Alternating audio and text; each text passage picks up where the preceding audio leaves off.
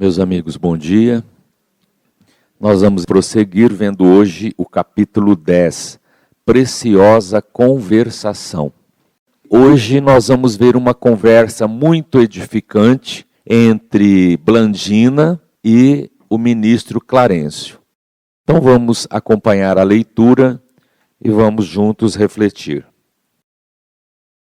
Blandina, que parecia bastante versada nas questões da infância, associando-se à conversação que Clarencio desenvolvia, considerou com interesse. Efetivamente, a lei é invariável. Contudo, a criança desencarnada muitas vezes é problema aflitivo. Quase sempre dispõe de afeiçoados que a seguem de perto, amparando-lhe o destino. Entretanto, tenho observado milhares de meninos que, pela natureza das provações em que se envolveram, sofrem muitíssimo à espera de oportunidades favoráveis para a aquisição dos valores de que necessitam. E sorrindo bondosa acrescentou: o caso de Júlio não é para mim dos mais dolorosos. Tenho visitado departamentos de reajuste em que se demoram irmãos nossos, arrancados à carne violentamente, como frutos verdes da árvore em que se desenvolvem, processos de mente enfermiça que só abençoadas estações regenerativas na carne conseguem curar. Então a Blandina começou a conversar com o ministro Clarencio. E essa conversa tem a ver com a visita que eles fizeram ao pequenino Júlio. Vocês se lembram, no capítulo anterior? O Julinho estava enfermo, ele não estuda com as outras crianças, ele ainda chora muito, grita muito, pede a presença do pai. Ele está um pouco mais receptivo ao carinho de Blandina, mas ainda se encontra enfermo. E nós vimos que o Julinho apresentou uma ferida na garganta. Ele desencarnou por afogamento. O André Luiz ficou surpreso. Por que essa criança, depois da morte, tem essa ferida na garganta e chora com dor na garganta, sendo que a desencarnação dele foi por afogamento? E aí nós vimos que se trata de reflexos da encarnação anterior, a encarnação passada, quando esse espírito, por um desentendimento com seres ligados ao coração dele, tomou uma quantidade de ácido, tentando suicídio, foi socorrido a tempo, ele burlou os amigos, as pessoas que estavam cuidando dele, saiu do local onde ele estava e se jogou em um rio e morreu afogado. A desencarnação dele agora, criança, na praia, tem a ver com a encarnação passada, com o suicídio que ele cometeu se jogando nas águas de um rio. E mesmo assim, na vida espiritual, essa ferida no perispírito dele ficou ainda registrada devido ao veneno, a substância tóxica que ele ingeriu. Então, diante desse quadro, o mentor disse assim: todos são socorridos pela misericórdia divina, mas a lei é a lei, ela é invariável. O que um espírito faz, ele precisa resgatar. Diante disso, eles começam a conversar. E a Blandina, que é muito experiente no atendimento às crianças no lar da bênção, ela vai dizer: a criança desencarnadas muitas vezes é um problema aflitivo. E nós dissemos semana passada que nenhuma criança fica desamparada, vagando no espaço, chorando, essa coisa toda. Ela é socorrida. Entretanto, nem todas as crianças chegam a essas instituições em paz. Algumas delas vivem situações aflitivas, mas isso tem a ver com a encarnação anterior. O caso do Julinho é um exemplo. Ele está lá, está chorando, né? Não aceita a situação, tem a enfermidade na garganta devido ao suicídio da encarnação anterior. Ela também diz: tenho observado milhares de crianças que, pela natureza das provações em que se envolveram, sofrem à espera de oportunidades favoráveis. Quase sempre, diz Blandina, há seres afeiçoados, parentes, uma avó, um tio, um avô, que acompanham essas crianças na vida espiritual. Mas pelo tipo de provações, como é o caso do Julinho, às vezes eles são entregues a essas educadoras. Vão ser assistidos, como nós vimos, recebem tudo o que necessitam. Mas a lei é a lei. Ação, reação. E às vezes a gente vê isso e pode dizer assim: nossa, mas por que Deus permite uma criancinha sofrer no mundo espiritual? Está lá chorando, gritando, quer a presença do Pai, passando por essa enfermidade. Ora, da mesma maneira que Deus permite que encarnadas essas crianças tenham doenças. Às vezes nós vemos criancinhas em tenra idade terem enfermidades irreversíveis, sofrerem muito com dor. Não é castigo da lei, é o amor de Deus permitindo que esses espíritos possam recomeçar, ressarcindo os débitos do passado. O quadro é aflitivo, a gente ver uma criança chorando é difícil, mas aquele espírito não é uma criança. Ele é alguém que vem do passado, que traz as suas bagagens e que o amor de Deus está permitindo que ele comece as expiações dolorosas que vão prepará-lo para o futuro. Tanto aqui na Terra como na vida espiritual, a gente ver um quadro desse, a gente tem que se lembrar. É a bondade de Deus dando a esse espírito oportunidade. Tenho visitado departamentos de reajuste em que se demoram milhares em processos de mente enfermiça que só abençoadas estações regenerativas na carne conseguem curar. Então veja, há departamentos, como a Blandina coloca aí, de reajuste para essas crianças, em que estão lá milhares de crianças em processo de mente enfermiça. E só novas oportunidades reencarnatórias vão ajudar essas crianças. Vocês se lembram do caso do Julinho? O que a Blandina disse sobre a opinião do Cornélio, que é um educador do Lar da Bênção? O que o educador disse para ela? Não lembram? Que no caso do Julinho, só a reencarnação. Ele demorar-se muito tempo lá nessa escola, não vai adiantar. Para ele, o caso é nova oportunidade na carne. Aí nós vimos que há espíritos que permanecem longo tempo lá nessas escolas. Estão lá desde os 2 aninhos e cresce, vão para os 5 anos, 6, 10, 16. Aí a gente citou aquelas cartas do Chico Xavier, em que o espírito vai crescendo lá normalmente. Mas, em alguns casos, o processo evolutivo tem que voltar para a carne. Uma nova experiência. Porque o estado da mente enfermiça desses espíritos não permitem que eles aprendam lá. Eles ficam sempre chorando, não acompanham as outras crianças. São estados em que é preciso um socorro diferente. A Blandina explica tudo isso por causa do Julinho, que a gente visitou semana passada. Tudo bem até aí, pessoal? Podemos continuar? Então vamos lá. Poderíamos receber de sua experiência alguns exemplos objetivos? Indagou Hilário curioso. Ah, são muitos, ponderou a nossa interlocutora gentil. Temos para demonstração mais prática os absurdos da megalomania intelectual.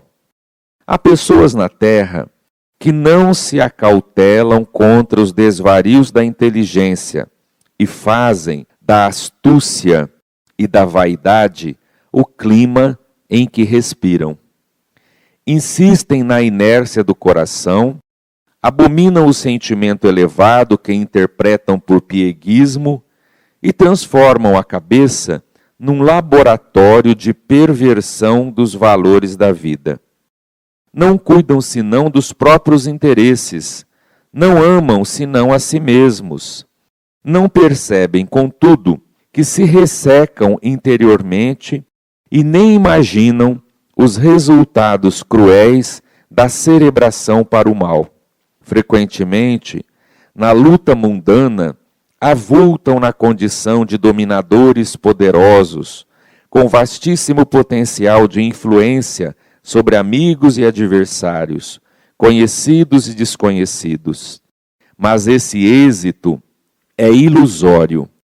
Caem sob o guante da morte com grande alívio dos contemporâneos e passam a receber-lhe as vibrações de repulsa. Semelhantes criaturas naturalmente são vítimas de si mesmas e sofrem os mais complicados desequilíbrios mentais. Depois de períodos mais ou menos longos de purgação, após a transição da morte, voltam à carne, necessitados de silêncio e solidão, para se desvencilharem dos envoltórios inferiores em que se enredaram, assim como a semente precisa do isolamento na cova escura para desintegrar os elementos pesados que a constringem para o novo desabrochar. Então veja, o Hilário, curioso, perguntou para a Blandina: Blandina, você tem visitado esses departamentos de reajuste, que tem milhares de crianças nessa situação por causa do passado. Nos dê um exemplo. E aí ela diz, são muitos, mas eu vou dar um exemplo. Os absurdos da megalomania intelectual. Megalomania é mania de grandeza. O indivíduo acha que ele sabe tudo, que ele compreende tudo, que ele é um indivíduo que tem muita informação, e ele passa a cultuar isso. Mania de grandeza intelectual. Esses indivíduos respiram no clima da astúcia e da vaidade. Geralmente, quando eles se supõem muito conhecedores das coisas, eles são vaidosos e usam dessa astúcia também para enganar os outros. O indivíduo vive na inércia do coração. Eles só usam o intelecto. Sem perceberem, eles vão se ressecando por dentro, diz Blandina. Agindo dessa maneira, eles abominam os sentimentos elevados. Para eles isso é pieguice. Uma pessoa que tem um sentimento, uma preocupação, isso é piegas, isso é coisa de... Então eles só pensam na razão. Só falam coisas assim, sobre a razão.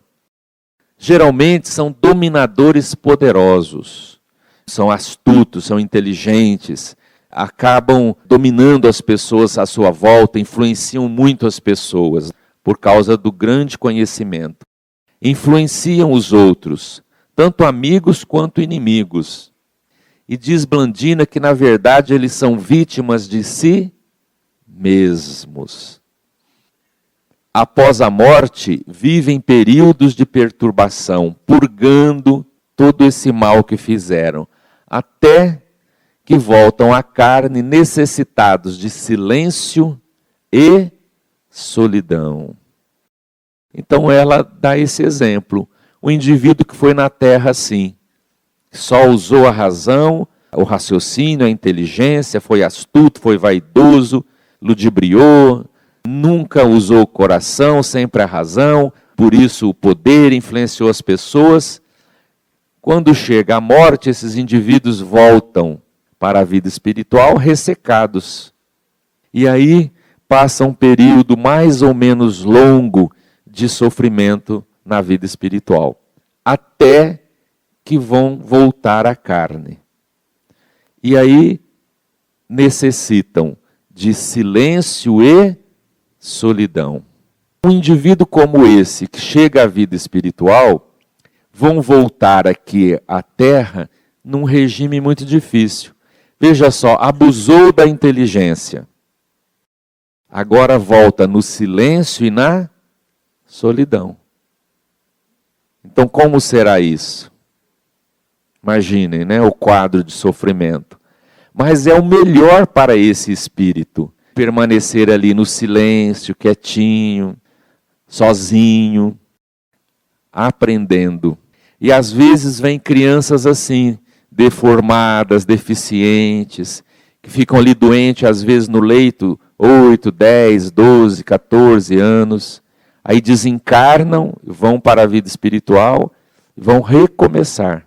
Então todos esses quadros de sofrimento que a gente vê na fase infantil, têm uma razão de ser.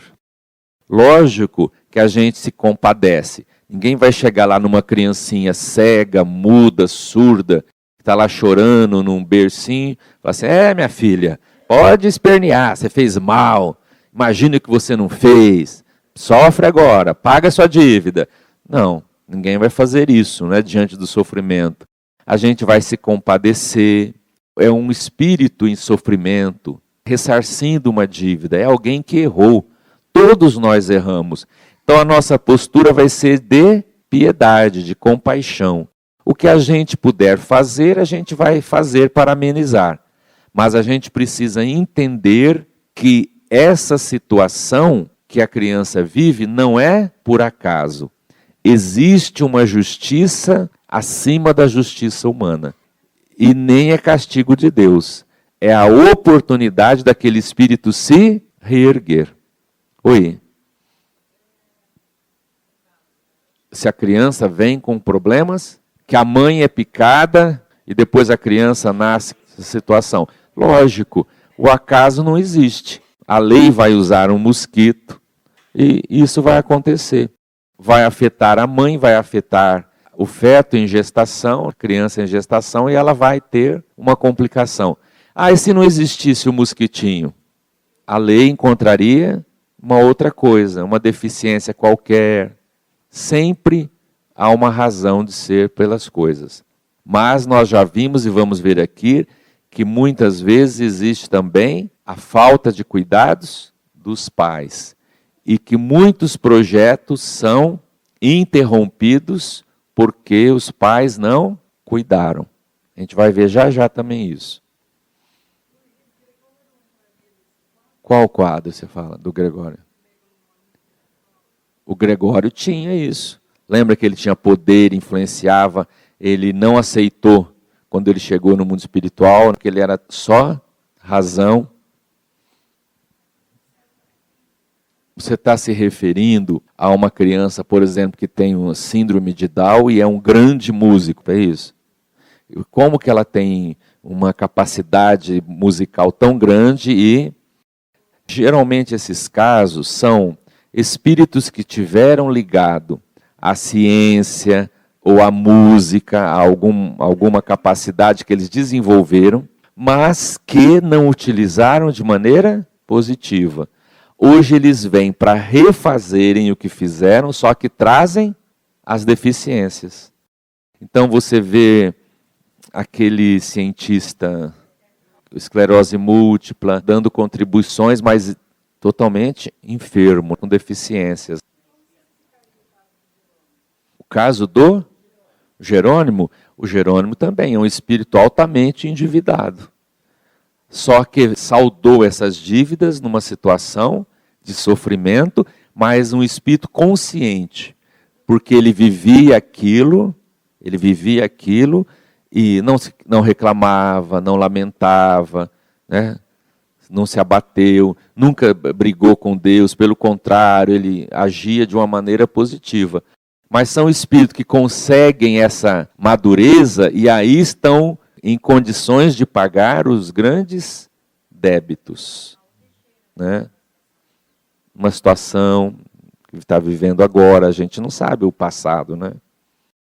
Agora, quando o indivíduo vive a expiação revoltado, maldizendo, ele não está aceitando. Quando ele está vivenciando aquilo com abnegação, com trabalho. É o espírito que aceita aquela situação e vive vencendo, superando as dificuldades. E nós ouvimos, se eu estiver errado, Divaldir me corrige, que mesmo com o trabalho que o Jerônimo fez e as lutas, o passado dele era tão complicado que quando ele desencarnou, ele precisou ficar ainda um tempo grande na espiritualidade, sendo tratado para tirar aquela forma, aquela constrição que ele tinha, porque ele não se movimentava. Não é um espírito que desencarnou e saiu saltitante, volitando, não. Passou, venceu, mas ainda precisou de tratamentos para ir se liberando daquela situação. Diz que ficou como que protegido, porque muita gente achava que ele santo e ficava pedindo para ele fazer as coisas. Me cura, me isso, me aquilo. Então ele ficou como que protegido. Então veja, a gente não conhece tudo. Ainda bem. Então, ela dá um exemplo, né, de situações assim que o espírito sofre muito, que fica mentalmente abalado na vida espiritual. Oi. A moça esboçou inteligente sorriso e continuou. Imaginemos que a terra se recusasse a auxiliar as sementes que esperam reviver. O solo expulsá-las-ia, e em vez dos germes libertados para a vitória da plantação, teríamos tão somente pévides secas. Pévides significa sementes. Sementes secas. Em aflitiva inquietude, desorientando a lavoura. Em verdade, a maioria das mães é constituída por sublime falange de almas, nas mais belas experiências de amor e sacrifício, carinho e renúncia, dispostas a sofrer e a morrer pelo bem-estar dos rebentos, que a providência divina lhes confiou às mãos ternas e devotadas. Contudo, há mulheres cujo coração ainda se encontra em plena sombra. Mais fêmeas que mães jazem obcecadas pela ideia do prazer e da posse, e despreocupando-se dos filhinhos, lhes favorecem a morte. O infanticídio inconsciente e indireto é largamente praticado no mundo.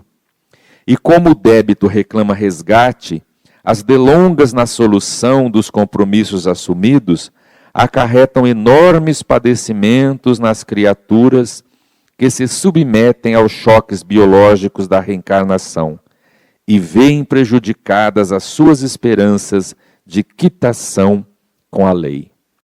Então veja, eles estão falando do caso desses espíritos. Aí ele diz assim, um espírito assim, diz a Blandina, é como uma semente, precisa de silêncio e solidão. Como uma semente que vai ficar sozinha e esquecida na cova escura. Mas é essa situação que vai ajudar a semente a desabrochar. Continuando com esse exemplo, ela diz ainda, a maioria das mães é constituída por sublime falange de almas, nas mais belas experiências de amor e sacrifício, carinho e renúncia. Então, geralmente, a maioria das mães se sacrificam, renunciam, se submetem a todas essas lutas para ajudarem o filho, o rebento, a cria.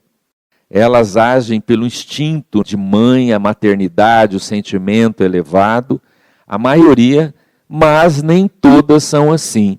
Porque diz a Blandina que, apesar disso, o infanticídio inconsciente e indireto é largamente praticado no mundo. Gente, largamente, quer dizer que muitas vezes. Não é um caso ou outro isolado, não. São mulheres que abdicam dessa coisa da maternidade, pensam em si mesmas e querem viver a vida. Querem aproveitar a vida. Então, muitas vezes, elas não permitem que essa semente, o exemplo da semente que ele deu, tenha condições de germinar, de recomeçar, uma nova vida. E o que acontece? esses espíritos que estão começando a se reorganizar, que Deus deu a oportunidade do choque biológico, da reencarnação, elas cortam a oportunidade, impedem que a criança siga adiante, não dá as oportunidades que a criança precisa. São esses casos. Não abandona, mas maltrata. São espíritos desequilibrados, problemáticos, são mães despreparadas, não é? Agora, tudo tem a ver com as necessidades e as lutas daquele espírito, porque ninguém nasce ali por acaso. E tem a ver também com cultura, hábitos, porque, por exemplo, nós aqui apanhávamos muito, não? Mas a mãe não queria saber se era boazinha. Eu lembro que a minha mãe chegava, nós éramos em 6. Aconteceu alguma coisa, ninguém queria entregar outra, apanhava os 6. Apanhava todo mundo. Precisava? Não. Eu lembro de mães no passado que dava surra de depois ter que passar salmoura, fio de ferro, mangueira, pedaço de pau, vara verde. Hoje isso é considerado, a mãe é chamada no conselho, é coisa perigosa. Mas no passado as nossas avós, né, eram assim que cuidavam. Então tem a ver. Agora, tem a ver com a índole da pessoa. Eu vejo que tem mães que são mesmo assim, um pouquinho desequilibradas. Qualquer coisinha ela já grita, já perde o controle, vai para cima dos filhos e... Então tem a ver com a mãe, com os problemas, com as lutas, desconta tudo nos filhos. Então tem isso. Agora, tudo isso tem a ver com o nosso crescimento espiritual. Chegará um tempo na Terra que não teremos mais essa agressão, essa violência com criança. Nós já estamos nos preparando para isso. Agora, enquanto não chegamos a isso, Deus utiliza isso também para os espíritos se aprimorarem com as surras, com a violência. Hoje as leis vão mudando, vão cuidando, né? Tem coisas que são da época. Você veja, hoje as crianças nascem e elas não têm mais as dificuldades que as crianças tinham no passado. Antigamente a molecada tinha um monte de doença. Hoje essas crianças não têm mais. Por quê? Porque as mães não tinham cultura, não tinham conhecimento. A meninada era criada igual galinha no quintal. Estava brincando com terra, pegava o pão, comia, pegava a fruta, comia. Então o que acontecia? Não é verdade? Hoje a criança já aprende que tem que lavar os alimentos, que tem que lavar a mão, que não sei o quê. Então, são hábitos. Agora, as mães faziam isso para a gente ficar doente de propósito? Não, era ignorância. Como mesmo adultos hoje, nós estamos livres de determinadas enfermidades, porque hoje já existe vacina, controle, né? Então, tudo tem a ver. É diferente, porque dessa geração a maioria apanhava, né? Espera aí, gente, o que é a Lúcia? Então você vê a negligência, né? Uhum. São as lutas de cada espírito, né? No quadro que ele está inserido. Mas a vida vai ajeitando tudo. Então vamos lá. É o quê? É o pai também, são os pais, né? Lógico. Aqui a gente está retratando o caso da mulher, porque é mais especificamente a mãe que tem essa coisa da maternidade, mas os pais são todos eles responsáveis, né? Agora veja aqui o que ele vai falar, gente. Olha só, a pergunta. Ante a pausa que se fizera natural, inquiri. Mas a lei não traçará princípios inamovíveis? Pretenderá a irmã dizer que uma criança pode desencarnar fora do dia indicado para a sua libertação? Ou seja, uma criança pode morrer e não era a época? Sim, sem dúvida, atalhou o ministro que nos escutava. Há um programa estruturado na espiritualidade para as nossas tarefas humanas. Entretanto, pertence-nos a condução dos próprios impulsos dentro delas. Em regra geral, multidões de criaturas cedo se afastam do veículo carnal, atendendo a serviços de socorro e sublimação. Mas em numerosas circunstâncias, a negligência e a irreflexão dos pais são responsáveis pelo fracasso dos filhinhos. Aqui, explicou Blandina Delicada, recebemos muitas solicitações de assistências, a benefício de pequeninos ameaçados de frustração. Temos irmãs que, por nutrirem pensamentos infelizes, envenenam o leite materno, comprometendo a estabilidade orgânica dos recém-natos. Vemos casais que, através de rixas incessantes, projetam raios magnéticos de natureza mortal sobre os filhinhos tenros, arruinando-lhes a saúde. E encontramos mulheres invigilantes que confiam o lar a pessoas ainda animalizadas, que, à cata de satisfações doentias, não se envergonham de ministrar hipnóticos a entezinhos frágeis, que reclamam desvelado carinho. Em algumas ocasiões, conseguimos restabelecer a harmonia com a recuperação desejável. No entanto, muitas vezes somos constrangidas a assistir ao malogro de nossos melhores propósitos. Então veja, o André Luiz pergunta, mas é possível, e a lei? É possível que uma criança morra e não era o dia dela morrer ainda? Sim, isso acontece.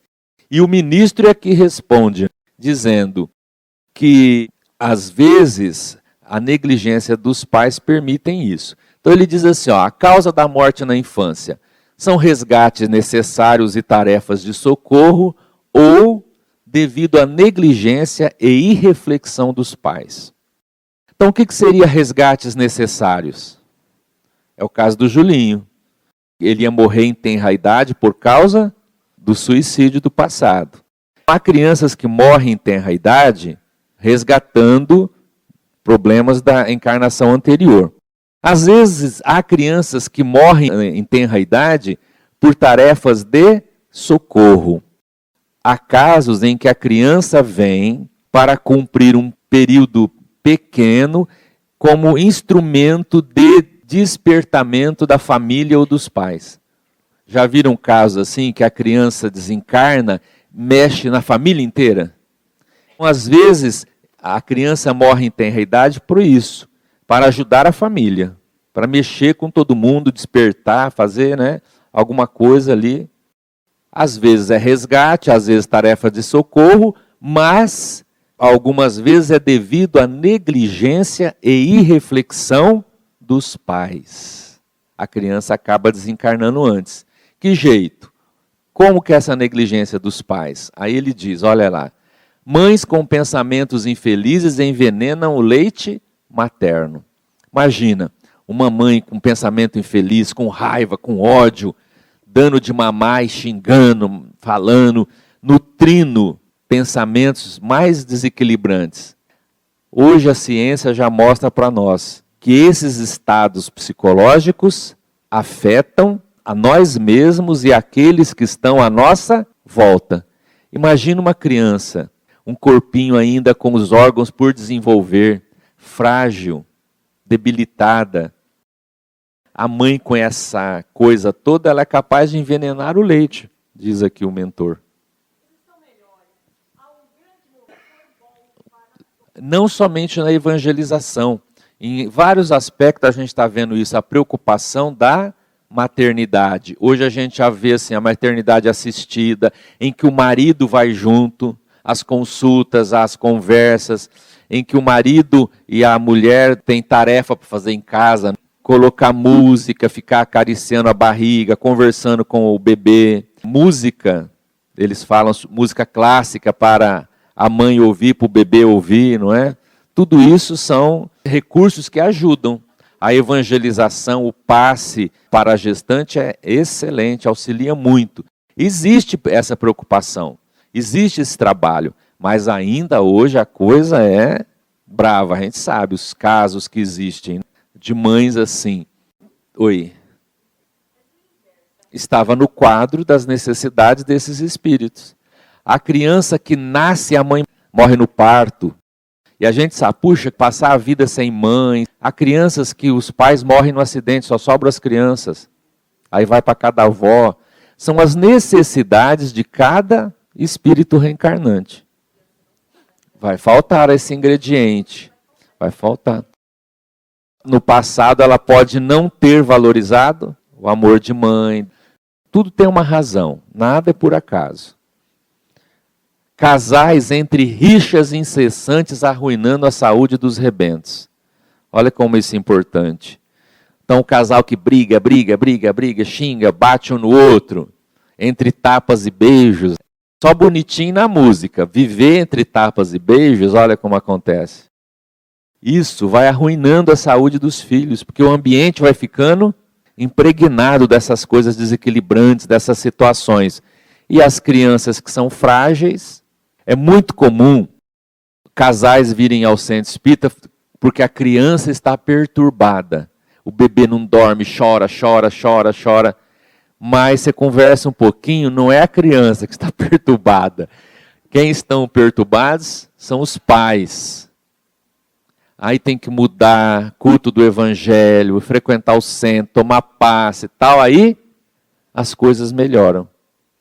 Às vezes o desequilíbrio dos pais afeta a criança. O desequilíbrio dos pais atrai espíritos complicados. A criança naquele clima, ela é sensível, é lógico que ela sente. Veja como as nossas atitudes influenciam o nosso lar e a vida dos filhos. Pais negligentes quando entregam os filhinhos a cuidadores despreparados e doentes. Se for deixar com os cuidadores, tem que olhar, tem que observar, tem que analisar, tem que ficar de cima. Mas há pais que querem ficar livre. E eles não estão nem aí. Está tudo bom. Se livrando do problema, para eles filhos são problemas, está ótimo. Muitas vezes essas situações podem se complicar e chegar ao caso da desencarnação da criança, sem estar programado. Nesse caso, interferi buscando maiores esclarecimentos. Blandina, porém, percebendo a indagação íntima, adiantou. Nesses casos, ainda e sempre, a lei é invariável. As provas e tarefas sofrem dilação no tempo. Dilação quer dizer prorrogação, adiamento no tempo. Mas serão cumpridas afinal. Aquilo que não se realiza num século pode efetuar-se em outro. Nossa boa vontade e nossa aplicação aos desígnios divinos podem abreviar qualquer espécie de serviço. Quem persiste na direção do bem, mais cedo atinge a vitória. Mas e aí? Como é que fica a criança? Morreu e não era a hora dela? Nesses casos, a lei é invariável. As provas e as tarefas que aquela criança necessitava sofrem adiamento no tempo, mas serão cumpridas. Se por descuido, pelas ações negligentes dos pais, os espíritos tentaram tudo, mas não conseguiram, e a criança, como a Meimei falou, é arrancada da árvore como uma fruta verde, sem estar no tempo necessário, esses espíritos aguardarão socorro no mundo espiritual, e os espíritos vão ver as condições necessárias para elas voltarem com as mesmas situações que elas precisam. Às vezes na mesma família, ou em outras famílias. Mas o que a criança, o que aquele espírito tem que fazer, ele vai fazer. A lei vai se cumprir. A única coisa que se faz diante disso é adiar. Então veja que nós somos participantes na obra da criação.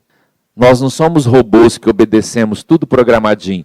Você vai nascer assim, vai viver assim, vai casar com esse, com aquele, com essa, vai ter isso. Existe, como o ministro falou, uma estrutura do seu retorno aqui para a carne. Há um plano de vida. Mas dentro desse plano, as suas ações podem fazer algumas mudanças. E às vezes mudanças bruscas. Quer ver maior mudança que é o suicídio? A pessoa tinha a vida inteira, ela brigou, não aceitou, se revoltou e tira a própria vida. Todo o plano daquele espírito foi interrompido. E se eu quiser me suicidar, Deus deixa? Deixa. Eu tenho liberdade. Mas o plano todinho vai interromper? Vai. Mas Deus tem recursos. As necessidades vão continuar lá na frente. Eu vou sofrer as consequências do meu erro, vou me arrepender, vou expiar. E lá na frente, a hora que eu tiver tudo certinho, de novo vem a minha prova, a minha luta, e eu vou continuar a minha experiência. As invigilâncias, as irreflexões, tudo pode interromper, pode. Mas lá na frente a coisa continua depois. Então vamos lá. E com o formoso sorriso que lhe bailava no semblante juvenil, acrescentou: não vale fugir às responsabilidades, porque o tempo é inflexível e porque o trabalho que nos compete não será transferido a ninguém. Hilário, que acompanhava a conversação com extremo interesse, considerou: antigamente na Terra, conforme a teologia clássica, supunhamos que os inocentes, depois da morte, permaneciam recolhidos ao descanso do limbo, sem a glória do céu e sem o tormento do inferno. E nos últimos tempos, com as novas concepções do espiritualismo, acreditávamos que o menino desencarnado retomasse de imediato a sua personalidade de adulto. Em muitas situações é o que acontece, esclareceu Blandina. Quando o espírito já alcançou elevada classe evolutiva, assumindo o comando mental de si mesmo, adquire o poder de facilmente desprender-se das imposições da forma, superando as dificuldades da desencarnação prematura. Conhecemos grandes almas que renasceram na Terra por brevíssimo prazo, simplesmente com o objetivo de acordar corações queridos para a aquisição de valores morais, recobrando logo após o serviço levado a efeito a respectiva apresentação que lhes era costumeira. Contudo, para a grande maioria das crianças que desencarnam, o caminho não é o mesmo. Almas ainda encarceradas no automatismo inconsciente acham-se relativamente longe do autogoverno. Jazem conduzidas pela natureza à maneira das criancinhas no colo maternal. Não sabem desatar os laços que as aprisionam aos rígidos princípios que orientam o mundo das formas, e por isso exigem tempo para se renovarem no justo desenvolvimento.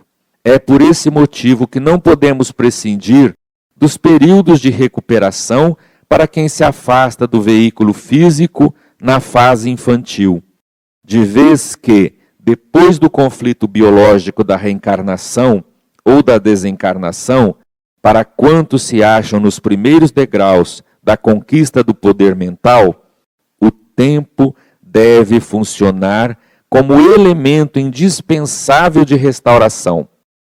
E a variação desse tempo dependerá da aplicação pessoal do aprendiz. A aquisição de luz interior através do próprio aperfeiçoamento moral.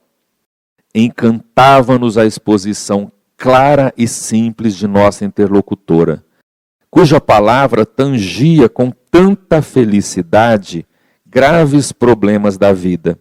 Em suas fórmulas verbais, singelas e acessíveis, penetrávamos em inquietantes enigmas da puericultura, que é o conjunto de técnicas que asseguram o desenvolvimento físico e mental da criança desde a gestação. Aqui a Blandina faz um resumo desses apontamentos doutrinários sobre o estado das crianças após a morte. Então ela começa a falar, olha só. As crianças, em alguns casos mais raros, retomam de imediato a personalidade de adultos. Não é comum. A grande maioria das crianças continuam sendo crianças. O espírito, para conseguir se desenfaixar, se livrar da constringência do corpo físico, da forma da criança, é difícil para ele. Ele tem que ter um poder mental já adquirido. Vocês viram que várias vezes ela fala aí do poder mental do espírito? Isso a gente adquire ao longo do tempo, com as experiências da vida. Você ter o seu autogoverno, você mesmo, a maioria vai por automatismo evolutivo. Demora. Então, ele diz assim, alguns retomam de imediato a personalidade de adultos. Outros continuam crianças, exigindo tempo para a justa renovação. E esclarece. Esses que ainda exigem tempo para renovação se acham no início da conquista do poder mental. Assim, o tempo deve funcionar como elemento indispensável de restauração. E a variação desse tempo dependerá da aplicação pessoal do aprendiz. Então, qual a sorte das crianças após a morte? Há duas situações.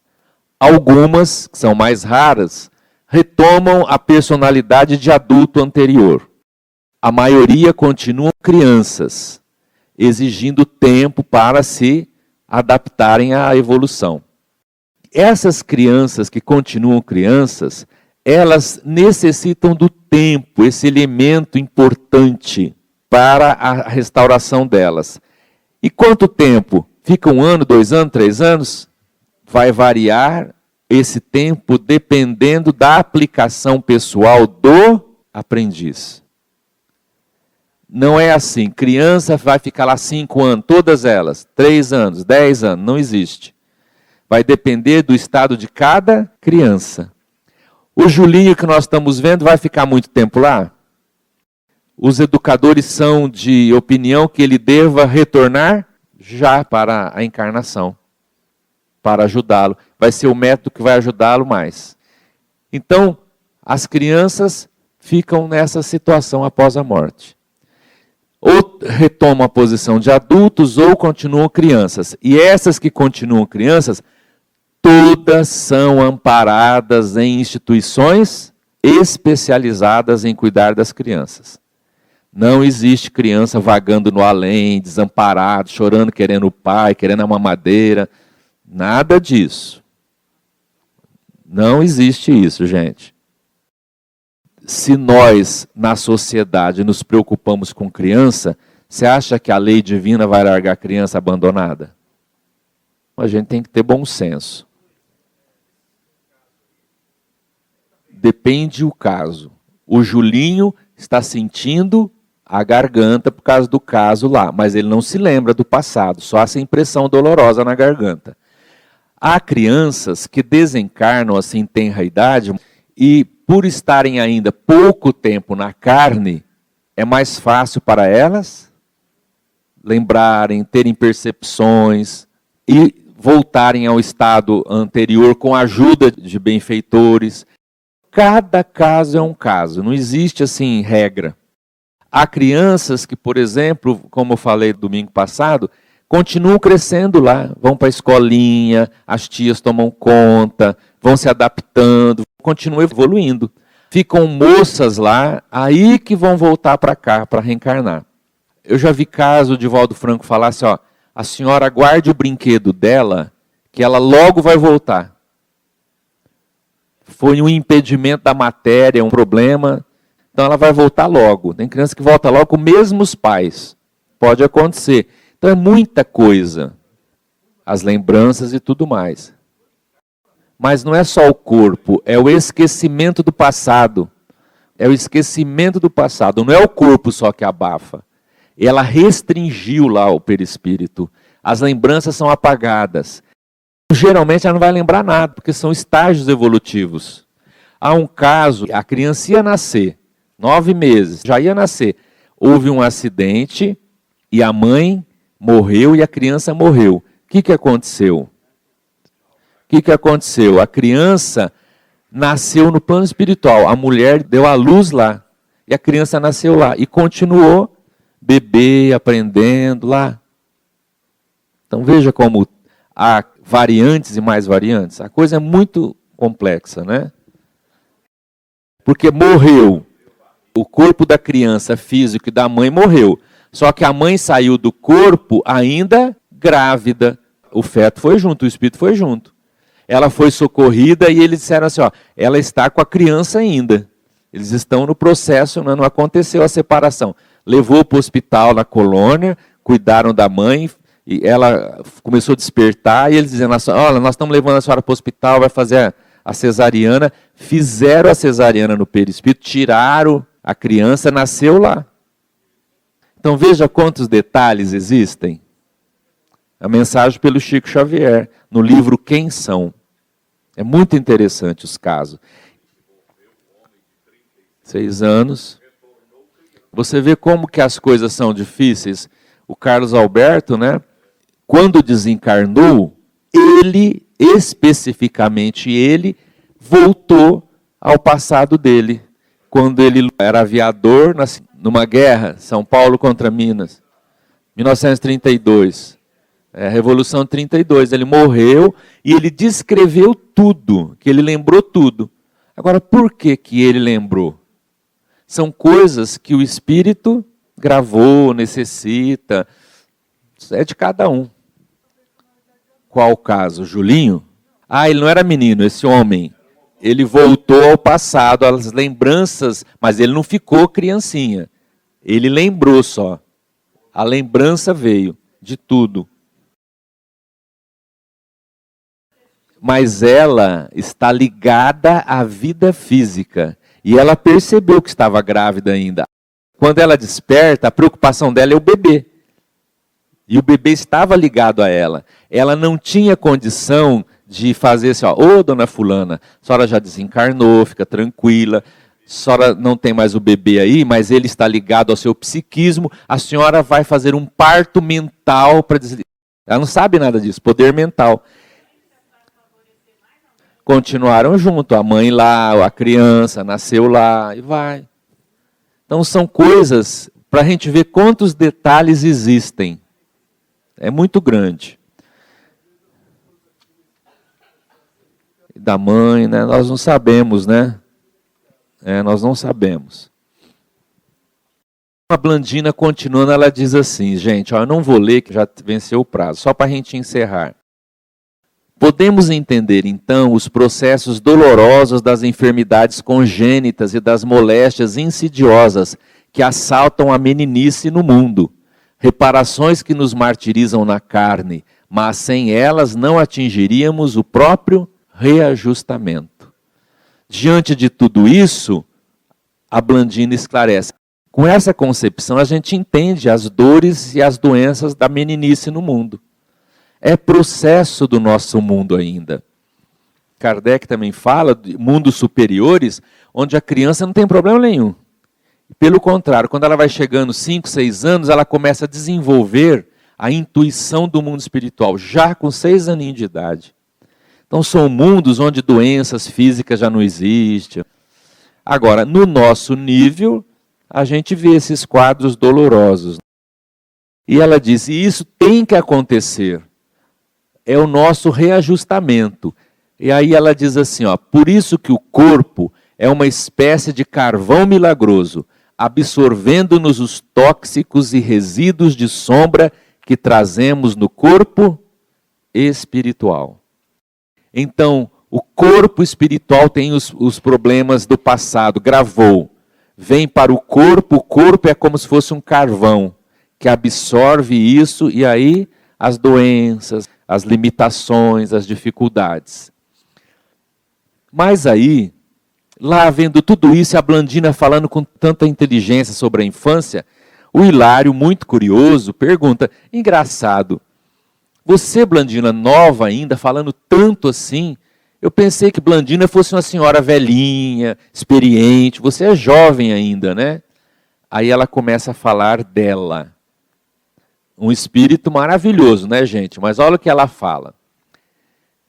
Blandina diz que foi casada na última encarnação aqui na Terra, mas não pôde ter filhos, devido a débitos que contraiu no passado. Ela precisa reeducar-se no amor de mãe. Por isso que ela está lá nessa escola, né? Lembra que o Lar da Bênção também é escola de mães? Ela disse que tem grande afeição pelas crianças agora. E tem enorme dívida moral para com elas. E o assunto começou a ir para o lado particular, ela foi ficando assim meio triste, e o ministro desviou o assunto. Vamos parar por aí. Isso é coisa pessoal da Blandina. Como eu disse para vocês, há quem diga que Blandina é a Meimei. E é interessante que ela tem dívida moral para com as crianças. Todas as mensagens da Meimei é falando do amor de mãe e do cuidado com os filhos. Ela sempre volta para esse ângulo. Então veja, ela casou, deixou o marido aqui viúvo, morreu jovem, não pôde ter filhos, por causa do débito do passado, está lá nessa instituição, se reeducando no amor de mãe, para voltar depois e ser mãe, e continuar a evolução dela. Então há muita coisa, né, gente, para a gente refletir no capítulo de hoje. Os pais, a responsabilidade e tudo mais. Mas semana que vem a gente vai continuar com novos apontamentos em torno dessas questões ainda, ok?